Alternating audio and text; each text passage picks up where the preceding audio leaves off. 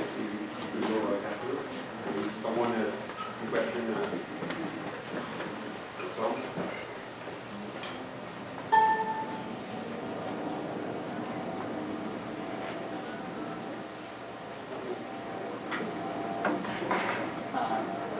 Hi, Tom.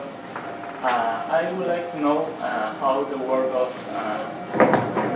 Roses and John, Certain and Bates, Tony Fredton,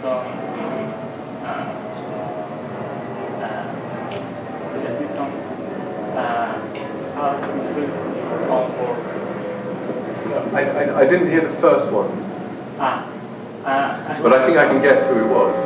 I would like to know how the work of Caruso St. John. So Caruso, St. John, Tony Fredton, Sergis and Bates, all that lot. You can see it making a buzz. You can see that slightly irritating me. No, I'm only joking. They're very close. They're all friends to some extent.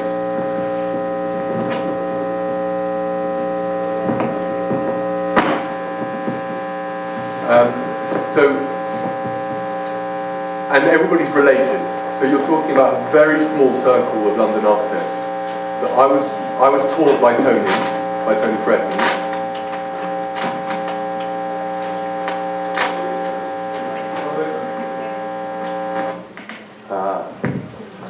So I was taught by Tony Fredton. My partner Steph was taught by Peter St. John. So Tony is like the grandfather of the generation. Then St. John and Sergis and Bates are the next generation under. Then we're the next generation under that, and then it kind of carries on. So you could say it has all the affection and influence and tension and rejection of a kind of family relationship. If that can make sense. So of course, like if let's say of course their work is very important to us, particularly for me, particularly Tony Fredton. He was a very, very inspiring teacher. And of course, if let's say some of those architects are attacked, then we very naturally defend them as being really great architects and people that we really admire.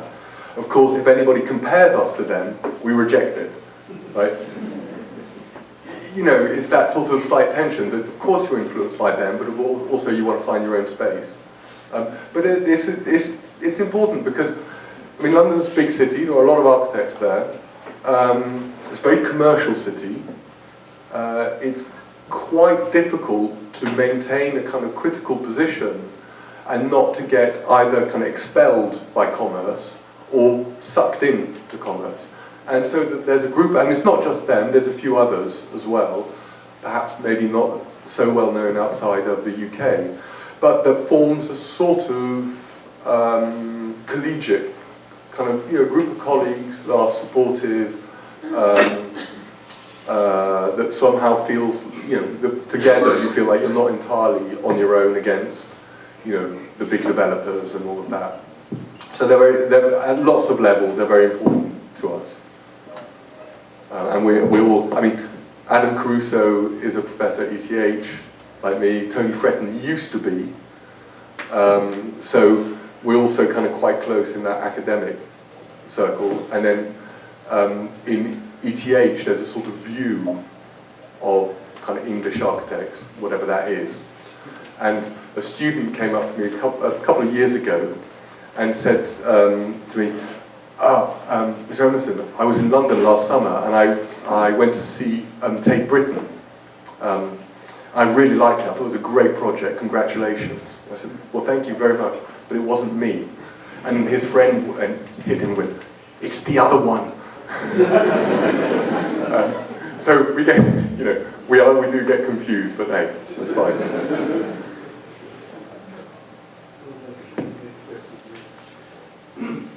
There are several times during the project that we see that you take this as found, like something, incorporate an openness to incorporate things that pre-exist. is it all prefigured in the project, or can you improvise? Like No, it's somewhere between the two. So how do we kind of accommodate those things? So things like Jürgen Teller's studio was designed as a completely pure new structure. And everything was, in fact, all three buildings were the same when we designed them. So they were all identical. And we knew that something would happen. We didn't know quite what. Both the program started influencing it, but particularly the site. So the brick wall, which is actually owned by Jürgen, so it was his legal right to demolish it. But we found out that the neighbours had grown all their climbing plants on it, and they built garden structures against it. And Jürgen was a bit like, well, it's a really mean thing to do, to knock that wall down and remake it when they've spent years putting their gardens on there. And he sort of said, well, can we just keep it? And we said, well, we could, it's a bit difficult, we have to prop it up, we have to do things to it. And he said, well, look, if we can keep it, keep it. I mean, I don't want to be a bad neighbour. And then we were, of course, delighted, because it was, first of all, it was a very generous thing to do to his neighbours, and it somehow introduced that first found bit, and then every time we found one that looked interesting, then we kept it. But I think it's a very particular property of working in London. London is a city that hates master plans. In fact, people have tried master planning London, and it's always failed. It's a city that hates concepts. It's a totally pragmatic city. It's not an ideological city. It's a pragmatic commercial city. It's about trade, and concepts get in the way. So you're always adjusting. If you try to be too pure, the city, the building culture, the economy will just resist you. So you have to be accommodating, and then it's much easier and somehow much richer. But I think, let's say, the project in Cambridge has none of that, because the situation was completely sort of new field. Tell us something about the drawing that you used. You have shown us these black and white hand drawings as a sort of synthesis tool that we ask students to sort of read what their impressions of the art. Yeah, so basically all of these drawings that form all of the atlases are all line drawings, one line thickness, in black. No hatches allowed. It's brutal. So there are a few reasons for that. I would say perhaps not insignificant, but entirely superficial one, if they make beautiful drawings. I think that is part of our business, to make beautiful things. Probably more seriously, it is a way that, let's say, you can get a very large group of students, actually a very large group of students working on opposite sides of the world, Lima, Zurich, to make a piece of research, to do a piece of work, to bring it together, and for it to become one collective document. If everybody draws with their own style, then the thing ends up being kind of permanently fractured. The idea of folding it through itself. The drawings that I picked today, I didn't pick thematically or by person. I didn't pick a series that were like, oh, these are Peruvian students, these are Swiss students. It was more, which ones take me through a certain view of the place. So to draw in line work is a way of making the documents collective and making them available. There's another reason for that, is that it makes you incredibly attentive to how the subject that you're drawing. Because if you've got every colour and every texture, then you can do green for grass, grey for concrete, and everything is like a kind of caricature. If you've only got one line, that line has got to go along here as concrete and then change to earth. You've really got to understand the structure of earth to understand how that line is going to change character, because it's the same thing, but it has to behave differently. And so one of the things that I think is nice about the drawings is how inventive they are and how precise they are in a kind of material culture without having any colour or hatches. But every drawing is always matched by a photograph. So there is this kind of idea that the photograph kind of restores colour and texture and shadow and all of those things, which the drawing does not. And then the drawings, there's another rule, which is partially followed, but it's that the drawings are always in the scales of 5. 50,000, 5,000, 500, 50, and 5. So that every drawing, by jumping scales like that, it's not like the drawing telescopes into the thing. It's almost like this drawing has a territorial scale, this one has a constructional one. And it's a different idea of what the drawing, and then at their best is when then one weaves through another. So you can get, I don't know, the ceiling of a building and a map of America, and you suddenly realize that the American interior is only ever a kind of a representation of the American landscape, or something like that. Well, there was a very nice one where a student had drawn through the Esteras with a sort of similar kind of woven texture to the informal city. And it somehow, of course, it's a visual rhyme and it's a sort of formal thing, but at the same time, it makes you very aware of the different kind of cultural output of a particular place. If we did those drawings, let's say, to London, you would never get a bit of grid, neither in material culture nor in territorial one. Just the city just won't produce it. Whereas here, I always like the fact that they call it an informal settlement, and then you look at the plan, and it's like this kind of grid, like Savannah or something. But it's kind of informal in a kind of more legal and in a kind of use and development way, rather than spatially, it's incredibly well organized. But somehow those line drawings end up being able to make some of those relations, which I think more privatized drawing, and I have nothing against people being expressive, but for these documents, it's really nice when you bring them together and you can say there is a document. And I think it's on the wall at the moment. And actually, you know, I can't always tell, let's say, which ones are Peruvian students and which ones are Swiss ones. Some of them you can, which is nice that there is a little bit, you know, even if you try to get rid of the kind of the fingerprint, you can go up to a point and not all the way. But I think that that's why the drawings that, let's say, were done maybe 6 years ago are still talking, is because they have this kind of economy.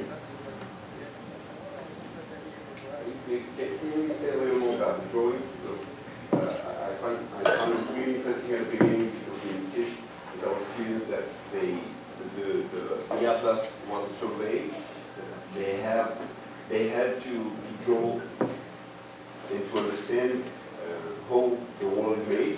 And at the end, when you put all the drawings together, kind of produce a sort of new reality, like a fictional reality. So can you explain maybe what the role of the drawing?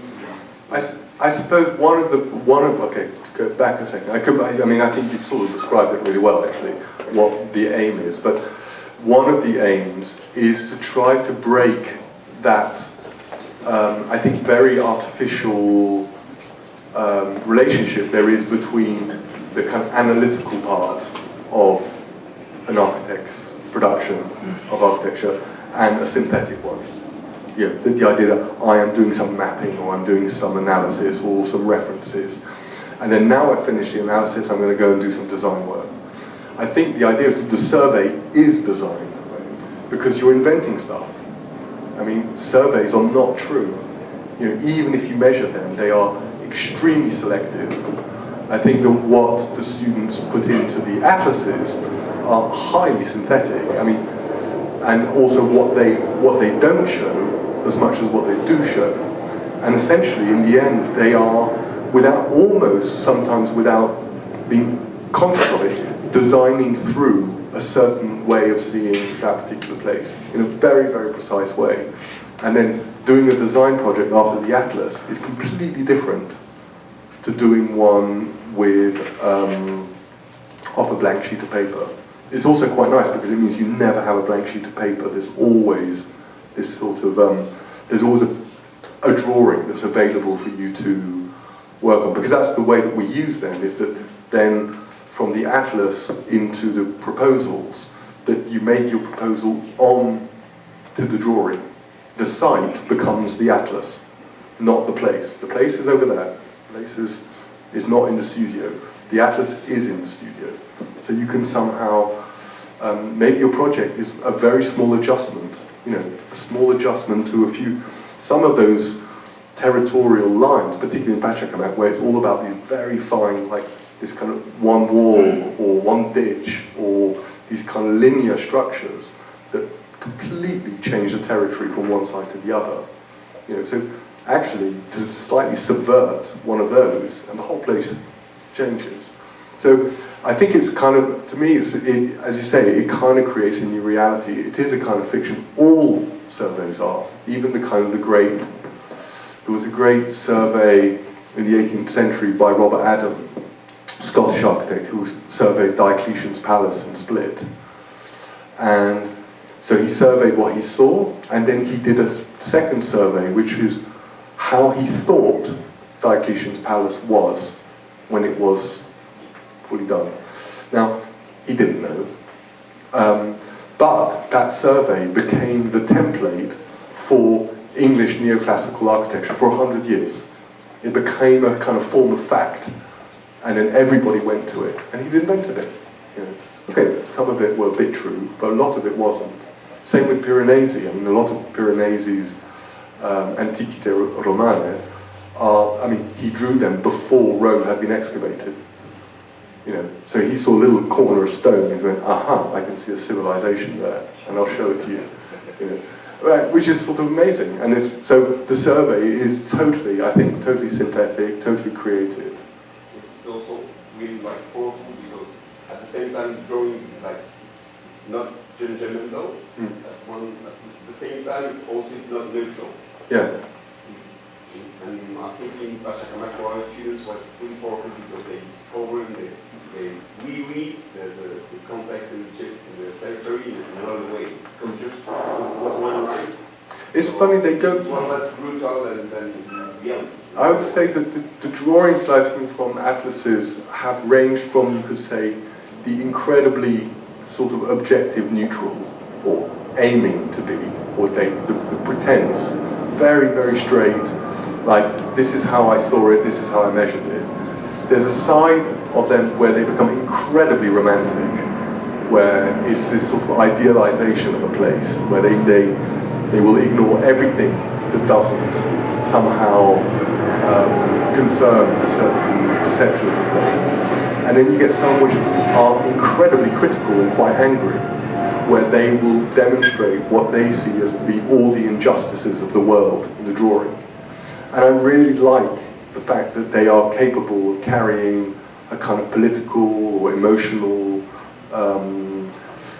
energy without, as you say, being judgmental, without being somehow finger-wagging. They're just, and some of them, particularly from Glasgow, they were very angry with the drawings.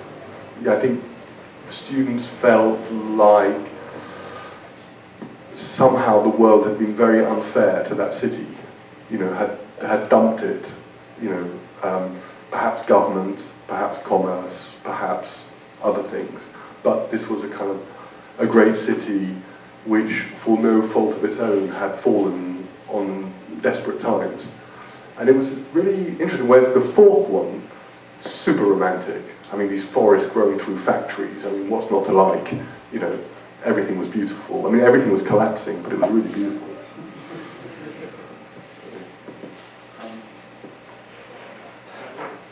Is there the idea of nature in your talk, your presentation?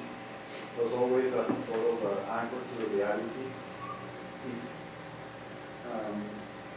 that idea a way of avoiding context in a way, or trying to sustain the idea of the architecture as an autonomous practice into your view?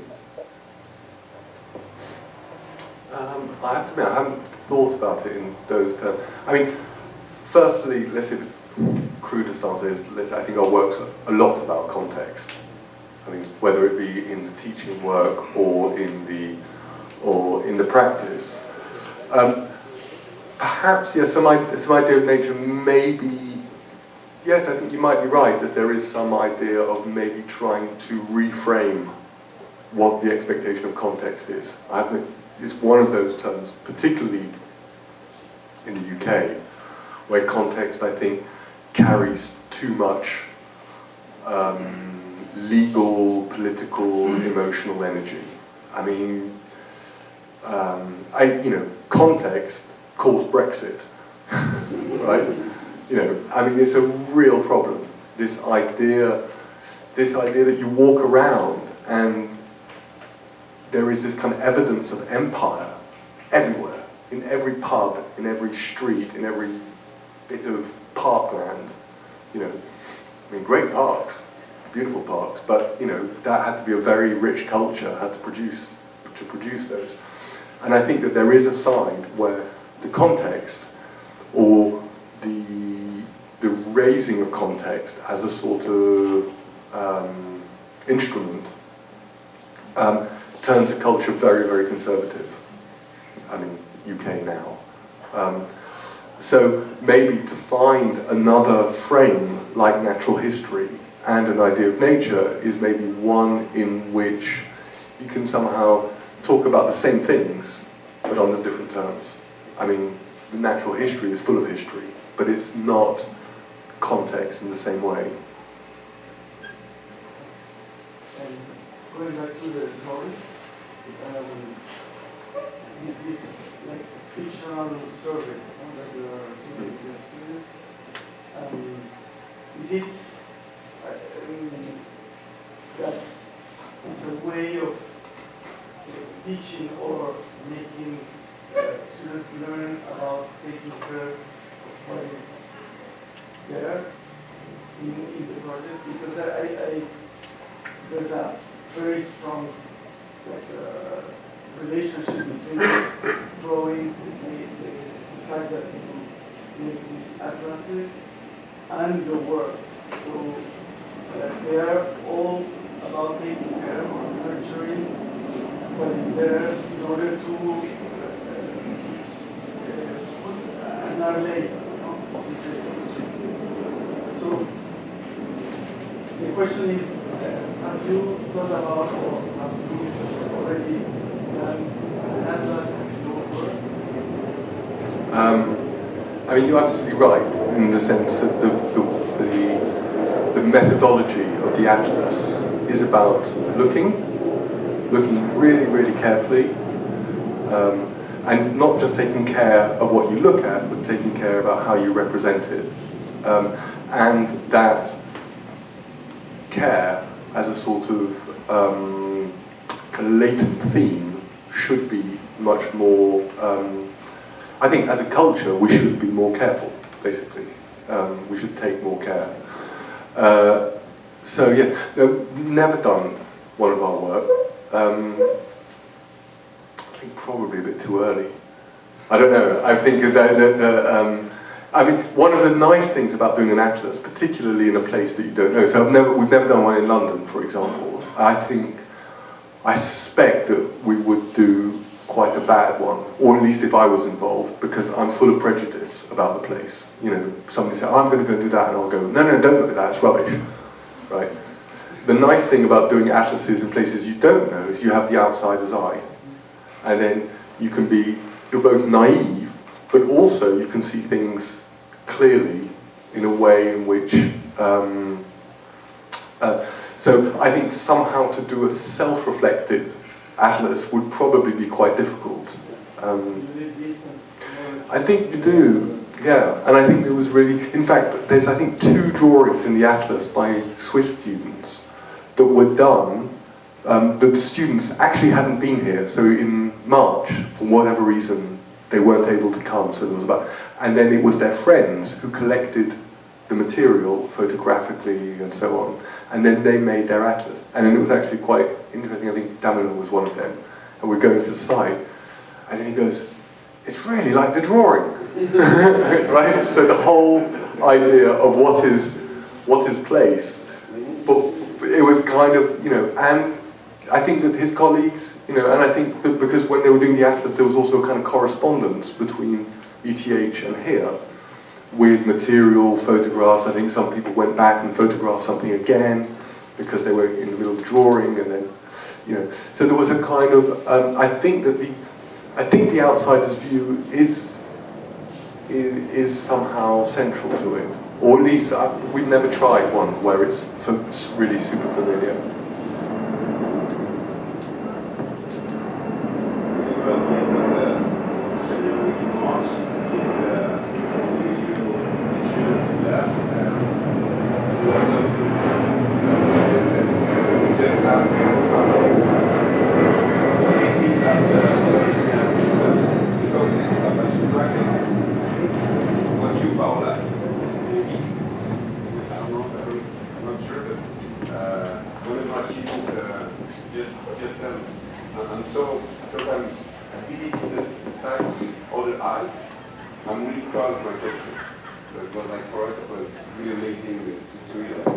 That's a very nice response. I mean, we have had, when we did the fourth one, Glasgow and Galway in Ireland, all of them, after we did them, we did an exhibition in the city in which they were made, which is really scary, right? Because they're all three, particularly Galway and Glasgow, are very proud cities. And you know, you don't want to be making a joke or a caricature, or and so there's always that sense that worry that somebody might say, look, that's just naive. You can't just come into a place and then just sort of make a pretty drawing and then you know, think that's okay, because you've got to understand stuff. You know, it's not neutral. Every time we've done it so far, people have generally had that reaction of, like, they see it, they go, wow, Glasgow looks great. You know, and somehow with pride that somehow they've seen elements of the city that they hadn't seen before, which you needed the naivety of a foreigner to do. And even sometimes where in Glasgow, a friend who hosted it, a little bit like what you're doing now, like somebody in Glasgow hosted us, saw the atlas and saw one section of the atlas, which was in the part of town that he was there going, wow, that's a bit of town you really don't go in. You know, I mean, it's really dangerous. You know, but then you had a couple of kind of naive Swiss students just drifting around, and I think that they were so foreign that they weren't, you know, if I went, I would have been in trouble with an English accent. A couple of Swiss students.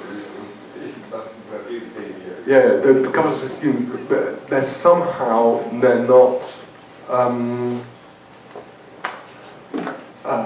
not engaged in whatever particular conflicts or tensions are going on. And actually, as long as they always behave brilliantly and openly, and generally they get on very well with all the people that they, even if some of them think that they're really quite eccentric. You know, when you get some backhole in Glasgow, so you've come all the way from Zurich to survey this yard. Like, really? I mean, don't you have a really pretty landscape to enjoy? But no, generally it's a very kind of, I think, both ways enriching process. You use the expression material culture, which I think was very interesting because it blurs a little bit the distinction between the artificial and natural, and it's a way of observation. You describe it very beautifully when you say the same line that was drawing a building, then starts drawing the natural ground, the sand, the earth, you know? And then, I don't know, I found there was a sort of guideline to understand your work, and at the same time the pedagogical importance of observation, this idea of material culture, which is understanding through materials, through texture, Yeah, I mean, absolutely. It's one of the things I'm most interested in. I mean, when we arrived last week and walked into this the equivalent of this room 3 buildings along. You know, I looked up and I thought, I'm in South America. Right? That ceiling doesn't exist in this way in Europe. You know, I think every culture has such, sort of in a sense, pronounced, puts down evidence of its culture everywhere, all the time. And it's one of the most kind of, I think as an architect, one of the most exciting things to try to read and try to work out what is going on, why is, I was thinking when I was showing Jürgen's, and actually Churchill's with all this kind of concrete, I was thinking, I can't believe I'm showing European concrete to South Americans. I mean, because it's pretty lightweight stuff, right? I know where the hierarchy, who owns really amazing concrete. So, but it also has a different, even from the UK to Switzerland to Germany, this room in concrete would always be different, would always have different edges, different thicknesses, different tolerances, and then the character would be different. And I think that that's something that as architects, if we can start reading more effectively, I think we can then also kind of act more effectively. And the same applies to landscape, to horticulture, to the colour of the sky. I mean, this is a very particular shade of grey, right?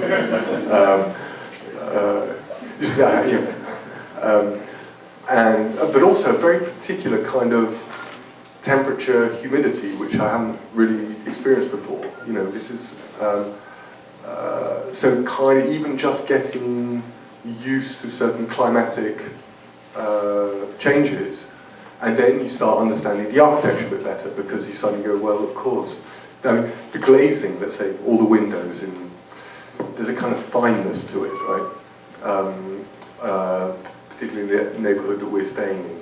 All the glazing slides, I think it's like 8mm thick. So it's like, how about, now for us, like that is a thin frame, So we just can't do that anymore because the climate won't allow it. So as a kind of material culture, I think we carry all of these things, and at best we share them. And then that's, I think, the most exciting bit.